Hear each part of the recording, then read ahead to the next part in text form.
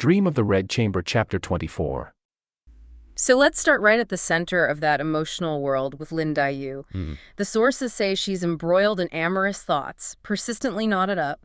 She is just drowning in her feelings. And that right there is the biggest status marker in this whole book. How so? Well, think about it.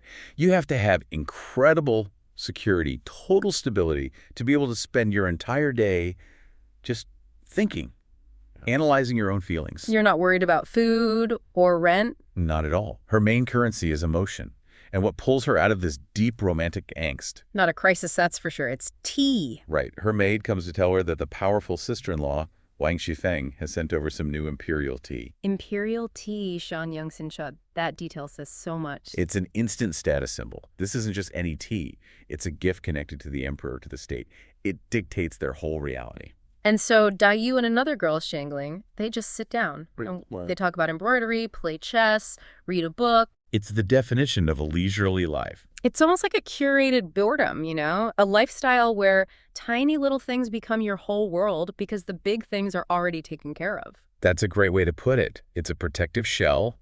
Their survival is guaranteed, so their pain has to come from somewhere else. It comes from overthinking. Okay, so speaking of, let's call it self-inflicted chaos. Yeah. Let's move from Daiyu's quiet little world to the arrival of Baoyu. He is the emotional center of this whole novel, and he just loves pushing boundaries. Oh, he lives outside the rules. And this next scene is a perfect example. It creates so much tension for the women around him. So he's fetched by his main maid, Jiren, and he finds Yuan Yang, who is grandmother Jia's top maid, just resting and looking at Jiren's sewing. And this is where it gets really interesting. The source gives us this really vivid description of what Yuan Yang is wearing. A water-red silk jacket, blue satin vest. And Baoyu, while he's waiting for his boots, just walks right up to her. He smells her hair, which is oiled, and then says her skin's white creaminess was no less than Jiren's. And that comparison, I mean, wow. He's taken the two highest-ranking female servants in the whole place and just comparing their bodies. Like they're his possessions? In a way, yeah. In his mind, his affection lets him just ignore the whole social structure. The text says he acts like twisted taffy, just clinging to her. And then he asks her to award me the rouge from your lips for me to eat.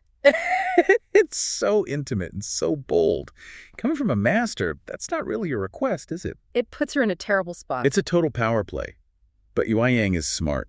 She's grandmother Jia's favorite, so she has her own power. She just calls out to Jiren. Like, are you seeing this? Get your boy. Exactly. Why don't you stop him? And Jiren's reply is so pragmatic. She says, basically nothing I say helps. But she warns Baoyu. She tells him his behavior makes things difficult. That's the word she uses, non-Zuli. She knows this isn't just a game. A scandal could damage all of them. They might be high-status servants, but they're still completely vulnerable. But isn't Baoyu kind of, I don't know, using up his social credit here? He's annoying the very people who run his life and protect him? That's the core tension, isn't it? He's allowed to do this because his grandmother adores him. He's shielded. But you're right, he's testing those boundaries, and the women are constantly having to manage him.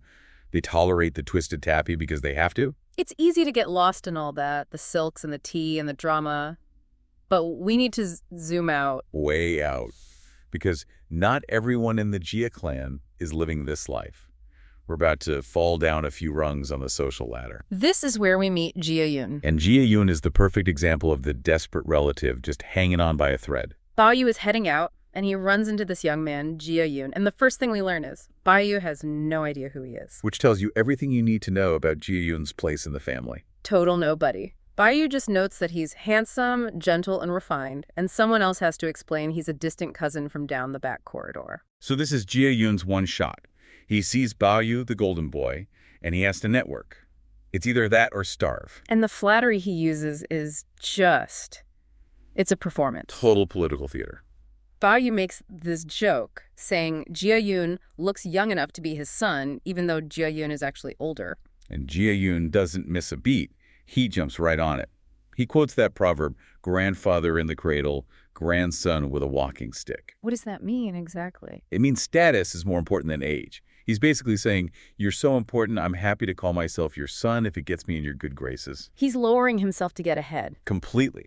Yeah. He flat out says that since his dad died, being recognized by Baoyu would be his good fortune. He's not asking for friendship. He needs a job.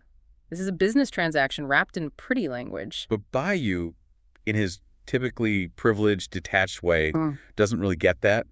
He responds warmly. But he misses the point. Totally. He says, yeah, come find me sometime. We'll hang out in the garden. We'll, talk about the heavens. He offers conversation and a walk in the garden. When what Jia Yun needs is a contract to plant the trees in the garden, the gap between what they each want from this conversation is just immense. And the scene right after this just hammers that point home. We follow Bayou on his little trip. His pampered duties, yeah. He visits another relative, Lady Xing, and she just fawns over him, pulls him onto the couch, just caressing and fondling him in every way. While scolding other kids for being dirty. Right. And she promises him a fun thing to take home. He just gets endless affection and gifts for what? Just for existing. Pretty much. Now hold that image in your head. Okay.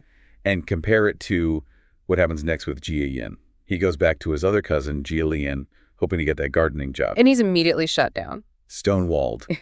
Jia Lian says, sorry, that last job went to someone else because your Aunt Wang Shifeng again put in a good word for him. So Jia Yun's flattery of Bayou got him Well, nothing. nothing concrete. He's told to wait for the next project. And he has to be careful, telling Jia Lian not to even mention his name to the powerful aunt yet. He knows he can't look too desperate. So with no job on the horizon, he has an immediate cash problem. And this is where the story just is. It pulls the rug out from under you. It really does. He's forced to go to his own maternal uncle, Bu Sharon, who owns a spice shop. And he's reduced to begging.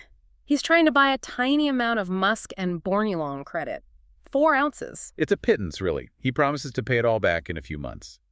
It's probably for some scheme to make a little money. And his own uncle's reaction is just shockingly cold. Brutal. Yeah. Sharon just flatly refuses. He says he has a contract with his business partners not to give credit to relatives because they've been burned before. And he says the penalty for breaking that rule is a 20-tael fine. 20 taels is a huge amount of money. So that fear, the fear of the fine, is stronger than any family obligation.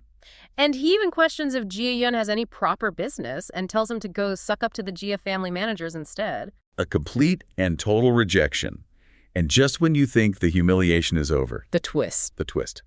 Bu Sharon and his wife start arguing right there in front of Jia Yun, and she reveals their own situation. They're not some rich, ruthless businessmen. Not even close. They're barely hanging on themselves. She says they only bought half a caddy of flour for dinner. And that they need to borrow 20 or 30 coins from a neighbor just to make a proper meal. Jia Yun, and he's basically at rock bottom. He is. He's trying to get some money, trying to get back in the family's good graces. But the people who should be helping him, his own family. They've just totally shut him down, so he's walking home just completely preoccupied and frustrated. So he needs cash and he needs influence. His uncle Bu Sharon gave him neither. And he's just stewing on this, head down, not paying attention. And then, bam, he literally runs into someone. The whole story just pivots on that one accident. And the guy he runs into, this Ni-er, drunken Hercules, they call him, he is the exact opposite of the kind of respectable person Jia Yun wants to impress. Oh, absolutely. I mean, if you were to map out this society, Ni-er is way out on the fringes. The text calls him a palupi, a local rogue. His power doesn't come from status. No, it comes from being outside the rules. His whole business is high-interest loans, Zhang Lizai gambling, and just, fighting and drinking. So he's drunk, he's just collected some payments, and Jia Yun bumps into him. His first reaction is just aggression. He's ready to fight, yelling, "Blind, you bumped into me." But Jia Yun, and this is his first smart move, he recognizes him and just calms everything down. And then, maybe because he's just so desperate, he tells Ni-er what happened with his uncle. And this is where it gets fascinating. Ni-er's reaction is just explosive, but it's not aimed at Jia Yun. No, it's all directed at the uncle. He gets furious for Jia Yun. It's this kind of, street justice. Mm-hmm. He's enraged that a neighbor, someone from his community, got wronged by this so-called respectable family member. He promises to make the uncle's family disperse and people depart. It's this incredibly intense loyalty to the neighborhood over the family. That's the core of it. The formal system, his uncle, offered him nothing. This guy, this rogue from the margins, offers instant, if maybe a little scary, support. And then comes the money. The paradox just gets deeper. Ni-er says he has silver and offers it to him, but he offers it interest-free. Without a contract either, a wenyu. Which is completely against his entire business model. A high-interest lender giving a free loan. So hold on, why? Why would he do that? Is he trying to own Jia Yun in a different way, like a social debt instead of a financial one? That is the absolute key. He actually challenges Jia Yun on it. He asks him, are you scared of me because I'm a rogue, or are you scared of the high interest? Yeah. And then he says, and this is the crucial line, that if he charges interest, it's not Jiangyu Jiaoji. It's not true friendship. It's just business. Wow, so by not charging interest, he's elevating the transaction. He is. He's turning it into an act of righteous chivalry, or yexia. He wants to be seen as a moral person, just for a moment, despite his reputation. He's using money to buy honor. Exactly. It's the most valuable thing he could buy. And Jia Yun gets it instantly. He knows that refusing the money now would be a massive insult. Right, it would be more dangerous than just taking a loan. So he accepts, thinking he'll pay it back double later to honor this moral debt. And the whole thing is so chaotic. Meteor's impatient. He just pulls out the silver. And it's a very specific amount. 15 taels, 3 keen, and some change. Yes. Later we find out it's 15 taels, 3 keen, 4 fen, and 2 lines. That precision, coming from this drunken brawler, it shows he's serious. There's an odd integrity to it. It's real, and then he's just gone. As fast as he appeared, he refuses to come in, says to tell his family to find him at Wang Shortleg, the horse dealer's place, and just disappears back into the night. Incredible. So this entire strategic plan Jia Yun is about to launch is funded by a rogue's silver. It completely liberates him. The next morning, he counts the money, sees it's the exact amount Nair said, and his appreciation for him just skyrockets. The money might have a dangerous source, but it's good money. He's not a beggar anymore. He's an investor. And his first investment is in influence. He goes shopping. He does. He goes straight to a big incense shop and buys a luxury good. Bing, Shiice, Musk, and Borneol. A very high-end, very strategic purchase. Because he knows his target. The most powerful person he can get to, Huang Shifeng, Fengji. The manager of the whole estate. And he knows her weakness. The text says she is fond of flattery and values status, Sheng Paichang. You can't just go to her asking for a handout. You have to play the game. You have to respect her position. And his approach is just perfect. It's a psychological play. He finds her when she's busy coming from a meeting with the grandmother. The timing is perfect for a quick, impactful chat. And the flattery he uses is so specific. He doesn't just say she's beautiful or smart. No, he praises her effectiveness, her resilience. He says something like, your body is naturally fragile, but you manage everything so perfectly, anyone else would be exhausted. Which is so much more powerful. It is, because he's validating her sacrifice. He sees how hard her job is, how much stress she's under. He's showing that he gets it. He's not just another person asking for something. And then he presents the gift. But even here, there are layers. He doesn't just hand it over. No, he frames it perfectly. He says a friend, a magistrate no less, was moving away and gave him this expensive incense so it wouldn't be wasted. That's brilliant. So, 1, it connects the gift to a high-status person, making it seem even more valuable. And 2, it gives him a plausible story for how a broke kid like him got his hands on it. He's just the thoughtful middleman. But the killer move is tying it to her current problems. That's the masterstroke. He knows she's prepping for the Dragon Boat Festival, Duanyang. It's a massive job. She needs tons of spices. And with the Empress in the palace, the pressure is immense. So he presents this luxury gift as a practical solution to her immediate logistical headache. And he says only she is worthy of such high-grade material. It's just flawless. And she loves it. The text says she's full of smiles. She takes the gift, tells her servant to handle it, and even praises him. Says his uncle speaks highly of him. That's his opening. He jumps on it, asking if his uncle really mentioned him. He's trying to pivot to the job he wants. And she actually has a job for him, supervising a planting project. But then she stops herself. She does. Why? I mean, she's happy, she has a need, he's proven himself to be clever. Why leave him hanging? It all comes back to Pei Chan, to her status and authority. She can't give him the job right then and there. Because it would look like he bought it with the incense. Exactly. It would make her look weak, easily swayed. Her power depends on the idea that her decisions are her own, based on merit, not bribery. Yeah. She has to maintain that image, that distance. So she's going to give him the job, but on her own timeline. Absolutely. The gift got his foot in the door. It put him at the top of the list. But the wait is to make sure everyone knows who's in charge. Wow. So even with a perfect play, he still has to leave empty-handed, at least for now. The investment was a success, but the payout is still pending. So he has to wait. Where does he go? He goes to the Qishuanzai study to wait for Bao Yu. And this scene is just, it's a perfect contrast to the high-stakes, strategic games he was just playing. After navigating the complex honor code of a rogue and the political minefield of the manor, he gets stalled by what? Just total chaos. The study is a mess. The servants are goofing off. Pei Ming and Chu Yao are screaming at each other over a game of chess. Fighting over a wooden chariot piece, right? Literally. While others are outside trying to catch little birds on the roof, it's like a chaotic schoolyard. The absurdity of it, all this wealth and power, and at the ground level, it's just entropy. And Jio Yun, who just handled a crime boss and a master politician, has to stomp his foot and call these grown men monkeys to get some order. It just shows you what he's up against. He's conquered the big challenges, and now he's stuck dealing with childish incompetence. And the final little insult? He finds out Bao Yu isn't even there. Hasn't come down all day. So he's still stuck waiting. He's stuck behind the gates of Yi Hongyuan, just waiting. And that waiting is so key. It's a deliberate tactic. The household uses it to test the resolve of anyone seeking a favor. But while he's there, just stewing in his frustration, an unlikely source gives him some critical, actionable intelligence. A maid appears. The maid appears, and the text describes her as delicate and clean, or Shiqiao Ganjing. She's young, maybe 16 or 17. And this is where we see that first little flicker of a lateral connection. Jia Yun tries to send a message through Bayu's attendant, but this young maid, she intercepts him. She does. She just stares him down and gives him what is, it's essentially a sharp professional assessment of the whole situation. He tells him straight up, stop waiting. Yep. Bayu's busy, he ate early, and he is not coming downstairs. Go home, come back tomorrow. It's so blunt. It is. She just dismisses him, but Jia Yun is completely disarmed. He's actually impressed by her brief and pretty way of speaking. The text calls it Jianbiankaoli. Because she's giving him hard data, right? Exactly. Up-to-the-minute status reports that Bayu's own official attendants either didn't know or just wouldn't share with an outsider like Jia Yun. It shows this immediate, clear-eyed competence.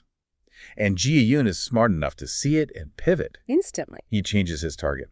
The next day, he realizes, okay, the ceremonial head, Bao Yu, is useless for actually getting things done. He's the wrong guy. So he goes straight for the real operational source of power, Benji, Wang Xifeng.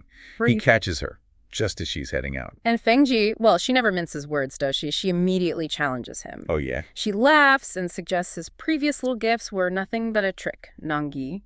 And crucially, she lets him know that she knows he already failed to get the job by going through his uncle first. Wow. So she's testing his honesty and his resolve right from the jump. Totally. But this confrontation, this is what shows Jia Yun's strategic mind.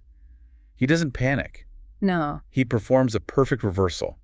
He immediately apologizes, expresses regret for taking the long road, the Jianyuan Lurzhu, through his uncle. And he admits his uncle couldn't manage it, Jing Brunongde. He flatters her. He says he should have just asked her in the first place. He's basically telling the real manager that he mistook where the true power and capability really were, that she's the only one who can actually deliver. He sees she's the administrative bottleneck of the entire estate. And it works.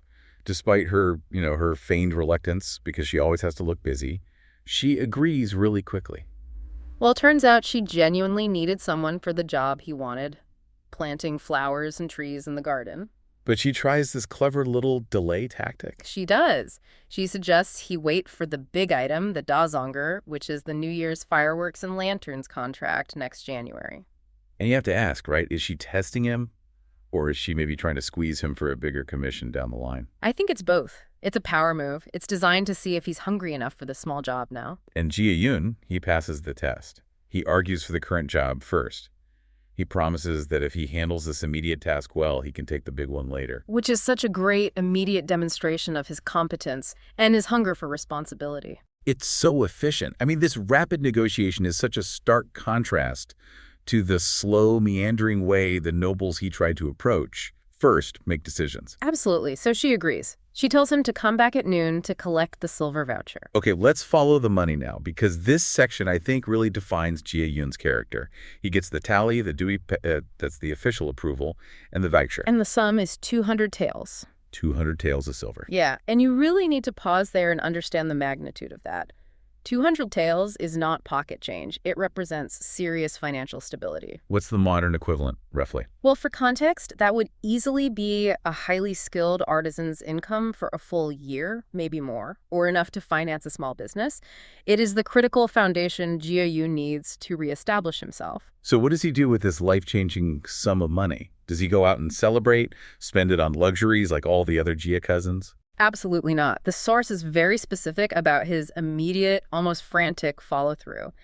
The very next day, before dawn, the text says wu gu, which means he acted almost instantly. Right away. He finds his creditor, a guy named Ni-er, and pays back the full debt he owed. Then, immediately, he spends 50 taels to buy the trees he needs from an artisan, Feng Chun.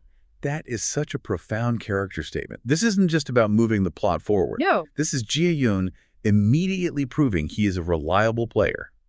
By clearing his debt and starting the work before sunrise, he's showing fiscal responsibility and agency. Qualities that are almost totally absent among the noble Jia family members he's trying to get in with. He proves he's worthy of the investment Fengji just made in him. Precisely. His success is driven by discipline and knowing exactly where the real power is. So Jia Yun has secured his future externally. Now let's go back inside the walls of Yihong Yuan, where the internal power structure is about to get, well, thrown into chaos. Yeah. We're back at Baiyu's residence, a place that should be running like a Swiss watch. I mean, with the sheer number of servants. It should be. But the text details this moment of massive, almost improbable domestic disarray. Baiyu gets back from a trip to Prince Beijing's residence and, characteristically forgets he promised to see Jia Yun. Of course he does. He wants tea, but all his key, high-ranking maids, his gatekeepers, are conveniently absent. It is the ultimate low-density organizational moment. I mean, his top 5 most senior maids are all gone. They're sick. They're running errands for the matriarchs, visiting relatives. Whatever, they're not there. And this vacancy, which is created by the noble master's negligence and the temporary distraction of his key staff, this is the crucial opening. It allows agency to bubble up from the bottom.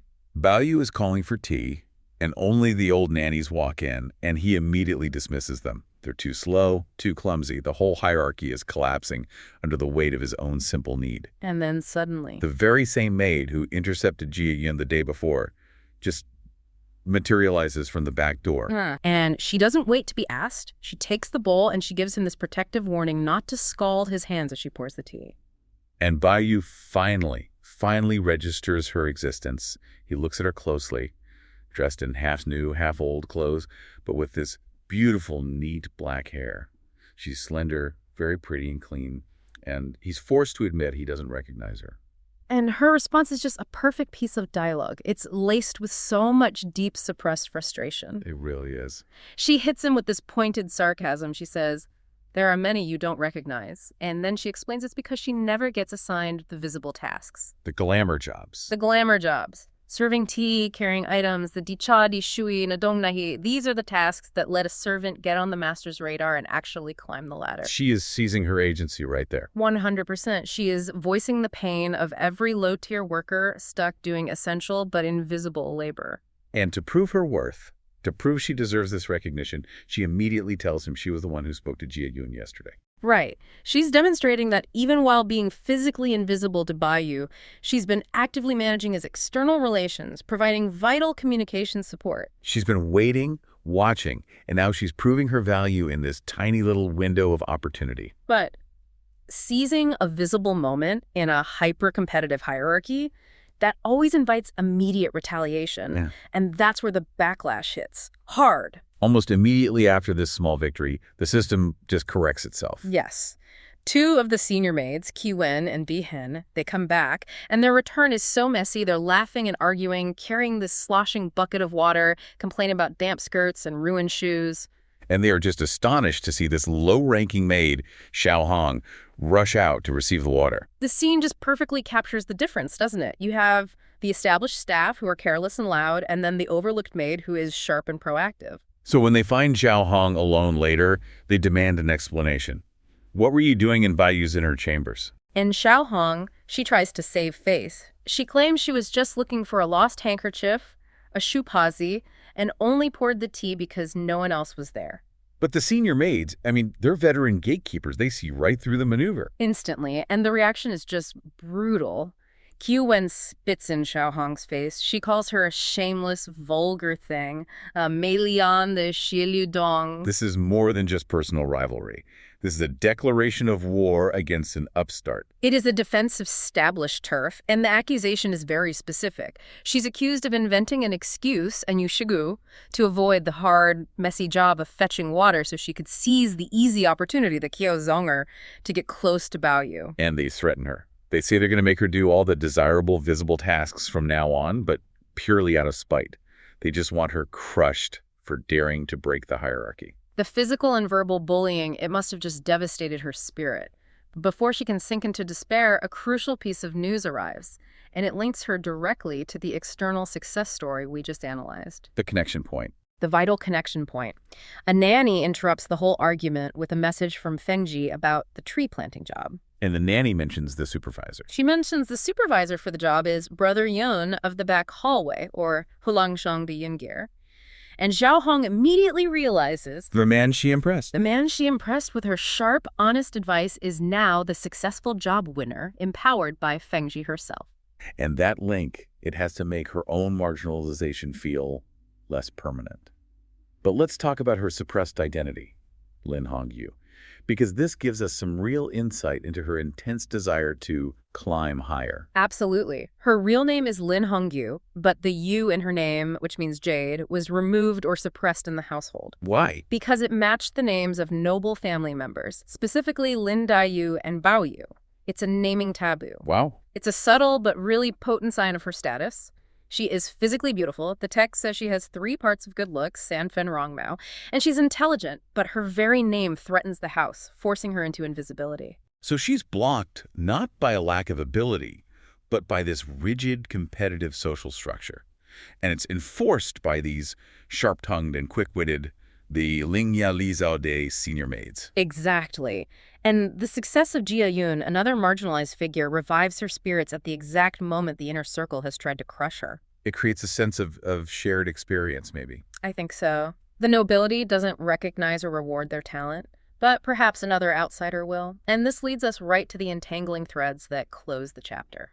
Xiao Hong is brooding after that humiliation when Jia Yun appears softly outside her window. And he doesn't use her low-ranking servant name, Xiao Hong. He calls her by her full personal forbidden name, Hong Yu. That is the ultimate acknowledgement of her value and her ambition. It's a sign of a shared strategic understanding between them. And he claims he's found her lost handkerchief, the very item she used as a clumsy excuse to cover her bold move in Bayu's room. So this tiny forgotten piece of cloth now becomes the physical link between 2 highly dynamic individuals who are succeeding or trying to succeed at the margins. And when she asks where he found it, the tension just peaks. He tries to pull her closer to tell her. And she tries to run but trips over the threshold, leaving the whole narrative on a classic cliffhanger.